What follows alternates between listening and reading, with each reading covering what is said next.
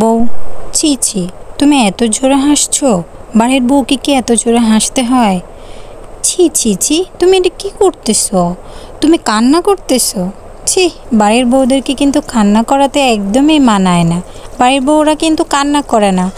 ও মা, তুমি এত জোরে হাঁটতেছো? ছি ছি ছি, বাড়ির বউরা কি এত জোরে হাঁটে?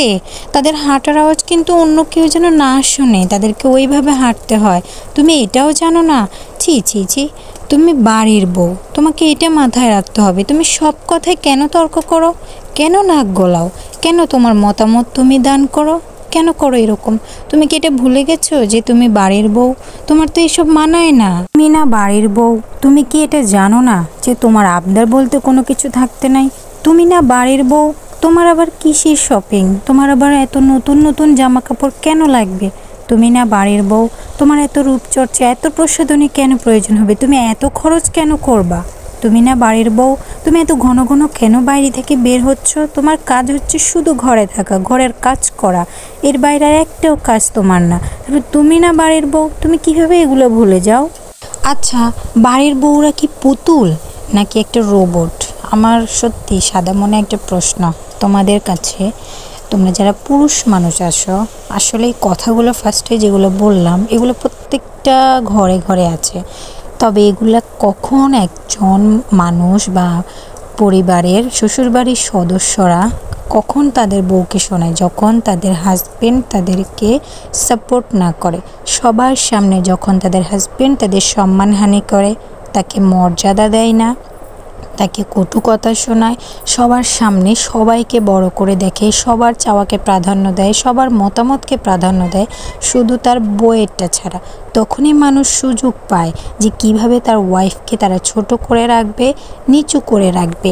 আমি বুঝি না বাড়ির বউরা কেন সব কিছু করতে পারে না, কেন তাদের স্বাধীনতা নেই? কাজ করার সময় সেটা তার নিজের বাড়ি হতে হবে, সবাইকে ভালোবাসার সময় সেটাও নিজের বাড়ি হতে হবে, সবাইকে রান্না করে খাওয়ানোর সময়ও নিজের বাড়ি মনে করতে হবে।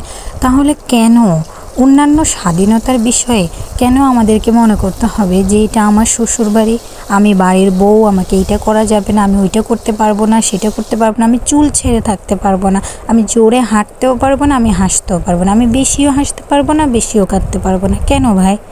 বিয়ে হয়েছে দেখে কি আমাদের মেয়েদের কোনো স্বাধীনতা নাই?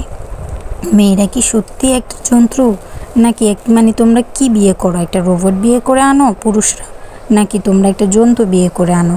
কোনটা?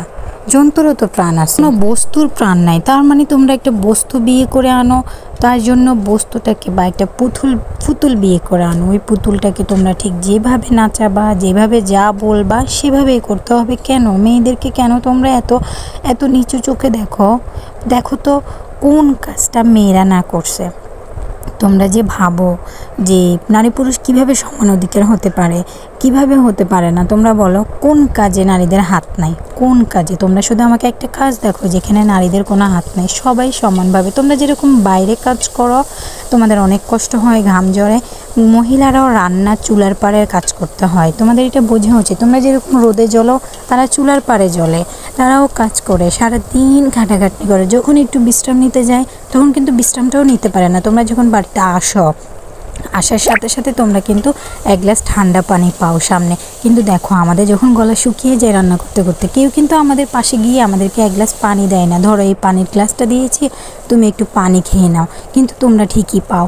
তাহলে সমান অধিকার কিভাবে হলো? বা সমান সমান কাজ তোমরা আমাদের মতো করতেছো বা আমরা করতেছি না, কিভাবে হলো এই জিনিসগুলো?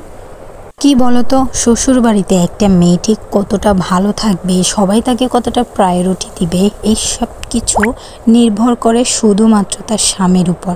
তার হাজবেন্ড যদি তাকে সাপোর্ট করে, তাকে প্রত্যেকটা ক্ষেত্রে যদি তাকে মূল্যায়ন করে, তাহলে কিন্তু শ্বশুরবাড়ির কারো কোনো ক্ষমতা নাই তার স্ত্রীকে আঙুল তুলে একটা কথা বলার, তার দিকে তাকানোর ক্ষমতা রাখে না। সবার সামনে যদি স্বামী তার বউকে, মানে সবার সামনে যদি বলতে পারে যে বিয়ে আমি করছি, বউ আমার, যা বলবো আমি বলবো, আমার বউ অন্যায় করলে সেটা আমি দেখব, তোমাদের বলার কে অধিকার দিছে? তখন বলো তো, তখন কিন্তু কেউ সাহস পায় না, আর ওই মেয়েটা অনেক শক্তি পায়। ওই মেয়েটার সংসারটা তখন একটা জান্নাতে পরিণত হয়। তো এখনকার সমাজে দেখবা প্রত্যেকটা পুরুষ তার মা, বোন, ভাইয়ের বউ তাদের সবার কথা শুনে চলে তার ওয়াইফকে এত কষ্ট দেয়। দিন শেষে দেখবা যখন তার হাজবেন্ডটা বিপদে পড়বে, তার পায়ের নিচের মাটি থাকবে না, তখন কিন্তু ওই 3জন মানুষ কেউ থাকবে না, সবার আগে তার স্ত্রী থাকবে। আর যখন সে সফলতা পাবে তখন সেই স্ত্রীকে সবার আগে লাথি মেরে বের করে দেবে। আমরা পুরুষরা ভাই এমন কেন? তোমাদের কাছে আমার একটা প্রশ্ন, আমি যদিও জানি পুরুষ ছেলে মেয়ে সবাই আমার ভিডিওটা দেখবা, তো যেসব পুরুষ ভাইদের কাছে আমার ভিডিওটা যাবে, আমার একটাই প্রশ্ন তোমাদের কাছে, তোমাদের মন মানসিকতা এমন কেন? তোমরা কি একটু চেঞ্জ করতে পারো না? যে সারাদিন তোমাদের জন্য খাটাখাটনি করে, যে সারাদিন তোমাদের জন্য ভাবে চিন্তা করে, নিজের পরিবার মা আপনজন সবাইকে রেখে তোমাদের কাছে আসছে, তাকে কিভাবে তোমরা কষ্ট দাও, কিভাবে তাকে এত কলঙ্ক দাও, কিভাবে তাকে এত অপবাদ দাও? তোমাদের কি একটু বুক কাঁপে না? সেও তো মানুষ, সব কিছু ছেড়ে আপনজন ছেড়ে তোমাদেরকে আপন করে নিয়েছে, ভালোবেসে তোমাদের কাছে থাকতেছে, তারপরেও কিভাবে তোমরা পারো? সত্যি আমার এই প্রশ্নটার উত্তর ভাইয়েরা তোমরা একটু দিয়ে যাইও।